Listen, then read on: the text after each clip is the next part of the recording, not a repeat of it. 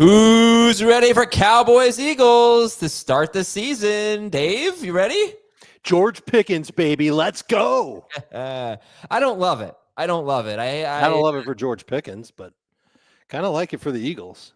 Yeah, I don't love it for the NFL part. Like, I think we could have done better than the Cowboys. Yeah, maybe the Cowboys will be good again. I don't know, but I would have loved to see like Packers-Eagles, something like that kind of rematch. But oh, okay. Oh, well, you know what? And then that's Thursday, September 4th, Friday, September 5th. We are in Brazil. We'll be there. Are? Yeah, we're you didn't hear? We're going. We're going to Brazil? You and I are calling the game. They couldn't find a broadcaster. So we're doing it for YouTube TV. I got to remember my swimsuit.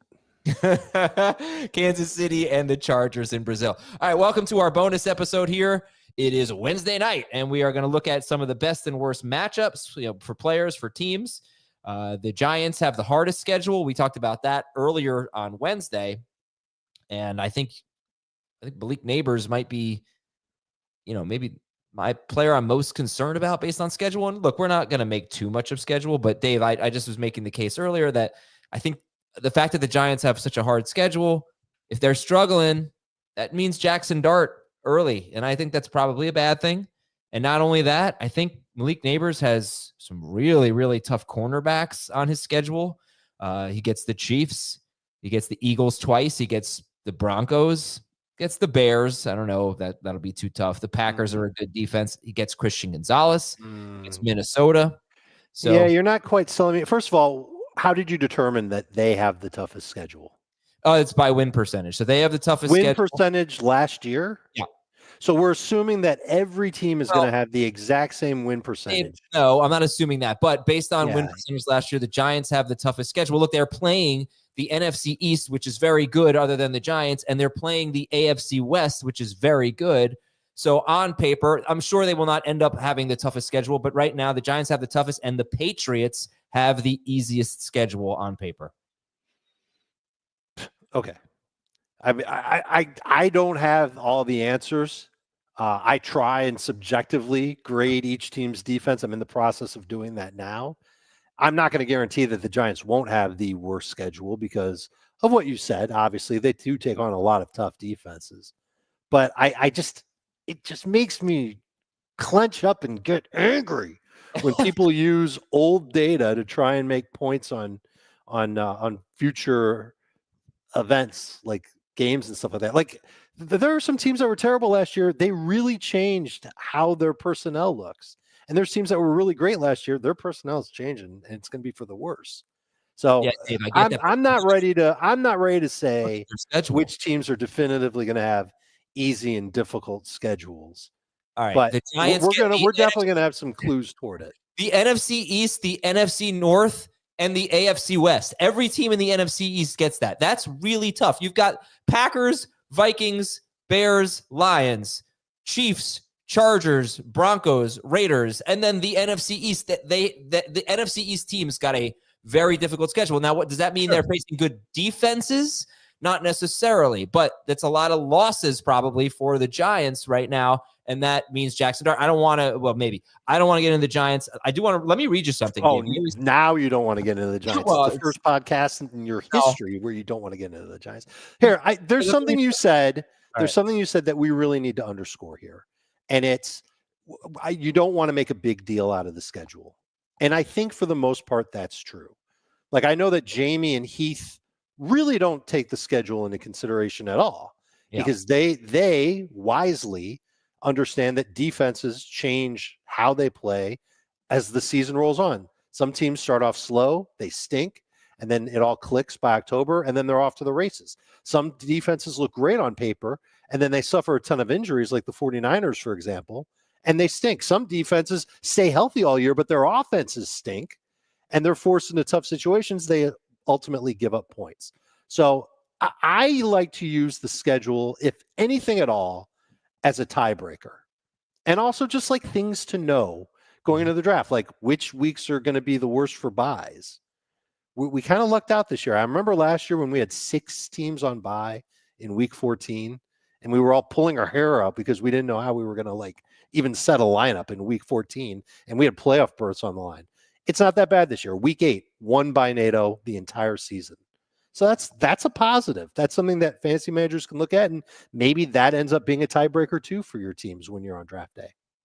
The 4 teams on bye in week 14, just before the fantasy playoffs start, are the Patriots, Giants, Panthers, and 49ers. Those are the 4 teams on bye in week 14. We do not have any teams on bye in week 13, which is probably Thanksgiving week. Yep. Right. All right. So let me read you something, by the way. Dave says to me, make sure your kids read every night, 15 minutes. You never said anything about me reading, but I'm going to read it to you. This is from CBSSports.com. If you're looking for a surprise playoff contender, one team to watch in 2025 could be the New England Patriots, who have the easiest strength of schedule in the AFC. The team, okay, I think I may have been mistaken. I said easiest in the NFL. It might just be in the AFC, but I'll continue. The team with the easiest schedule in the AFC has finished with a winning record in 7 straight seasons. So how about that? It's based on last year's win percentages. Yeah. It's based on literally nothing that's happened since the end of last season. But like, it's not like every team just redrafted. Like, it's a dynasty league, Dave. The rosters are pretty similar. You tell me, you look at that Dolphins defense, and you tell me that they're a better defense now than they were last year, especially if Jalen Ramsey is not on the team. You look at that Buffalo defense from last year and look at it now and tell me that that's a better defense. The Bills made improvements. They're going to be better this year. The Dolphins are going to be worse. The Dolphins have 3 pass rushers, and that's it if they get rid of Jalen Ramsey. I'm not ready to say that just because a team had a great record last year, they're going to be great again this year. If they sucked last year, they're going to suck even more next year. That's what the strength of schedule suggests if you're using last year's data. It's still, a poor data point. You want to know what's a better data point? Is using the over-under win totals that the odds makers put out there. That's better information because at least that's looking forward, not looking backward. Yeah. No, I'm getting off my soapbox now. Okay, good. I don't like it. I'll rinse your mouth out with your soapbox. Yeah, try it. We'll see what happens. All right. So then what's the bastard? God. What stands out to you then?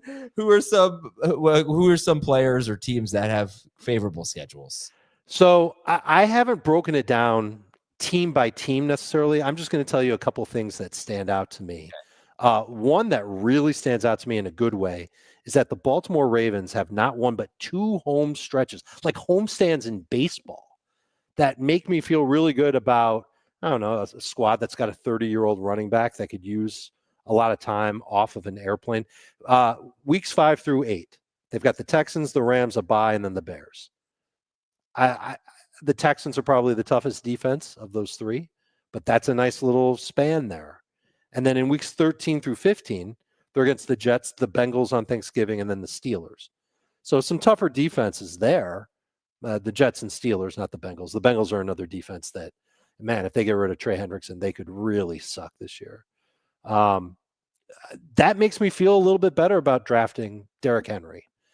Makes me feel better about the Ravens in general, just knowing that they don't have some crazy road trip. They do have 3 straight on the road, but it's not that bad. It's the Dolphins, the Vikings, it's the Browns. It's weeks 9 through 11, but 2 homestands. You almost never see that. In fact, Adam, just overall, you never see as many 3-game homestands or 3-game road trips as what the NFL threw at us this year. There's a ton of teams that have that. Cincinnati, 3 of their first 4 games on the road. The Browns in week 1, at the Vikings in week 3, at the Broncos in week 4. Tough defenses, tough start. I actually think this is great news for their offense because their defense, I don't think they're going to be that good. And they're playing against teams. Some of them have some pretty good offenses. It's going to force the Bengals to throw, and we should get great starts from guys that were already starting anyway, but it should just embolden you to consider Jamar Chase at number 1 overall, to take T. Higgins late round 2, to put a circle around Joe Burrow's name and include him with the elite tier quarterbacks. You get my point. Other teams that have interesting schedules for the first 5 games for Buffalo are at home. 3 consecutively against the Dolphins, Saints, and Patriots. We're drafting those guys mostly anyway. How about 3 straight home games for Tampa Bay against the Cardinals, the Saints, and the Falcons in weeks 13 through 15? And then after the Falcons, they've got Carolina on the road and Miami on the road to end the fantasy regular season. So it's Falcons, Panthers, Dolphins. Unless those defenses, Tampa Bay. So unless those defenses are a lot better than I think they are going to be, this is going to be another strong finish for Bucky, Baker, Bevins, Bodwin, maybe even Emeka Buka, anybody that's got a B in their name in Tampa Bay. But it just makes me feel a little bit more emboldened about those guys finishing strong. It's not that I'm going to send anybody up and down in my rankings because of the schedule. It's just little things like that that are going to stick in my head and say, okay, it's just another reason to kind of dig Mike Evans, especially if he slips on draft day. Chris Godwin, especially if he slips on draft day. Could make these guys really great fantasy league winners because their playoff schedule looks good right now. Well, not just that. I mean, I think you look at the NFC South. The NFC South, not a very good division of defenses, it would appear. So the NFC South is going to have Tampa. Yeah, and then like Tampa, I mean, usually you can run, you can't really run on them, but you can throw all over them typically. They've had a hard time having a healthy secondary. I do think their pass rush is going to be pretty good. So that's always a factor. But yeah, if their secondary gets banged up again, but they spend a first round pick on a receiver, the NFC South teams are going to have favorable playoff schedules because they're going to be playing at least one NFC South team, and oftentimes they're going to be playing two. Some teams that I found with good playoff matchups, I like Minnesota down the stretch because I think, their passing game should be good against Tampa Bay. But so New Orleans at the Jets, at Pittsburgh, Cincinnati, Tampa Bay that's Miami. Sorry, that's Miami. Minnesota, Washington at Dallas, at the Giants, Detroit. Could be some very high scoring games there. I like the Jets end of season schedule. I do too. Jaguars, Saints, Patriots. Like the Rams last 6 games. I did have Tampa Bay on my list as well. Seattle at Atlanta, Colts. Did you have the 49ers on your list? No. Titans at home, at the Colts, home against the Bears, and that's all after their bye in week 14. I looked at how about some bad matchups before I go into that? Any bad matchups that you want to highlight? In the fantasy playoffs? Anywhere, anything at all that stands out to you? No, so again, I haven't had the chance to fine-tooth comb it, nor do I know exactly all of the defenses that I think are going to be really, really tough. I just think it's going to be challenging. Here's one that's interesting. You can give me your opinion on this one. Yeah. In the fantasy playoffs, the Commanders have divisional matchups. So the Giants have a great pass rush. I'm not sure if they have anything else. The Cowboys, if they keep Micah Parsons, should have a pretty good pass rush, should have a decent defense overall. And the Eagles defense is very good. But just the fact that it's the round 2 matchups against divisional rivals for Washington, I think that makes that challenging for them. So let's take a quick break, and I'm going to tell you one player that I'm going to tell you one player that I really think if there was one guy, based on the hour I spent looking at the schedule, if there was one guy that I'd say I'm probably not going to draft him because of the schedule, I'm going to tell you who it is after this quick break. All right, welcome back. Calvin Ridley is a guy that I think I don't want to draft, and I'm interested in him this year. But thinking Cam Ward wins the job, right? I assume his first 4 games are at Denver, the Rams at home, the Colts, who just got Charvarius Ward, big offseason addition. Colts had a terrible defense last year, and at Houston. You were talking about Patrick Surtain. You're talking about Charvarius Ward. You're talking about Derek Stingley. And you're talking about the first 4, and I didn't mention the Rams. Like the Rams have probably a very good young defense, right? So the first 4 games of Cam Ward's career, Denver, Rams, Colts, Houston, 2 of them on the road. It gets easier after that. But I think you can make a case, don't draft Calvin Ridley, and maybe you look at him as a buy low candidate. I would anticipate him getting off to a slow start based on their schedule. Yeah, and we're going to give you more names like this as we move forward. And certainly when I'm done analyzing every defense, I'll have a list of players that could be slow starters, and then you don't draft them, you trade for them. I think that the problem is that if Calvin Ridley gets off to a slow start, it's not like he's taking on a slew of easy defenses the rest of the season, and he's just going to take off after that. And it makes sense that with a rookie quarterback who, is going to have to learn the NFL game and is going to learn on the fly, that Ridley would get off to a slow start. All those guys in Tennessee are going to get off to a slow start. So it's part of the reason why Calvin Ridley was never really like anything more than like a mid-round sleeper, somebody that you might maybe target as a number 3 wide receiver, but probably someone that is better off now. Just put him in your round or your wide receiver 4 range and let somebody else take him based on what you had said. Here's another one. Here we go. Good. Give me more. DeAndre Swift. I think, it gets a little bit easier after the first 2 weeks, but the first 2 weeks for Swift are against Minnesota and at Detroit. I could see those teams being very good against the run. And if we enter, like if they bring in somebody, right? Because, there's a lot of buzz about Nick Chubb going there. If it's Dobbins, then I'm just going to be so concerned to begin with. But if they enter in somewhat of type of a competition, we'll have to see how this works out. If he gets off to a bad start, that's just a bad sign.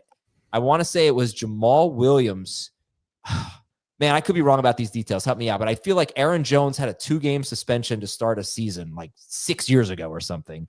Jamal Williams had like a runway to get off to a good start, had 2 terrible matchups to start the year and did poorly, and it worked against him. So I look at this first 2 games of Minnesota and at Detroit for DeAndre Swift specifically and say that could be trouble.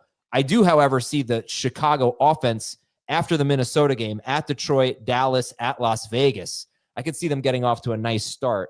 And of course, playing at Detroit will be interesting for Ben Johnson in week 2. I just think Chicago's going to add somebody and relegate DeAndre Swift to being a role player anyway. I love good cornerbacks, and I love good cornerbacks that will shadow wide receivers. So the ones that the matchups that I think are tough cornerback matchups, you didn't agree with all of these. I'm going to, the Jets, I'm going to say they're like a half tough matchup. Although, look, they have a new defensive coordinator, so maybe they finally have Gardner shadow, and they don't have DJ Reed anymore. Right. I forgot who their other starting cornerback. It's Stevens from Baltimore, who's a good man-to-man corner, and they are absolutely going to play a lot more man, and they've got a good pass rush up front, especially with Quinnen Williams destroying interior offensive lines. You will absolutely see Sauce Gardner move away from being a stationary corner playing zone. So Jets could be tough. Patriots could be tough with Christian Gonzalez and Carlton Davis. Agreed. Eagles could be tough. Broncos will be tough. Eagles will be tough. Broncos will be tough. Yes. I think the Colts could be like, just if Charvarius, but he's been a good cover corner. I still think L'Jarius Sneed could be an elite cornerback. You disagreed with that one, so I put Tennessee on there. And Houston scares me with Stingley and with their pass rush. So just remember, it does take those 2 factors. Not only do you need an excellent cover corner, but you need a good pass rush to go with it. You might be able to convince me that the Colts pass rush will be good. I don't think you can convince me that the Titans pass rush will be good. Jeffrey Simmons is a beast. I love him. But I don't really love what they have around him getting after the quarterback.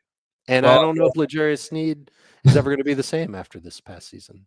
I hope you're wrong about that. I hope so, because I love him as a player. Sure. Yeah. I did too, but we don't know. Here are some wide receivers that are facing what I think are tough cornerbacks. I'm start with Malik Nabers and Brian Thomas Jr. because I mentioned every team in the AFC South except for Jacksonville.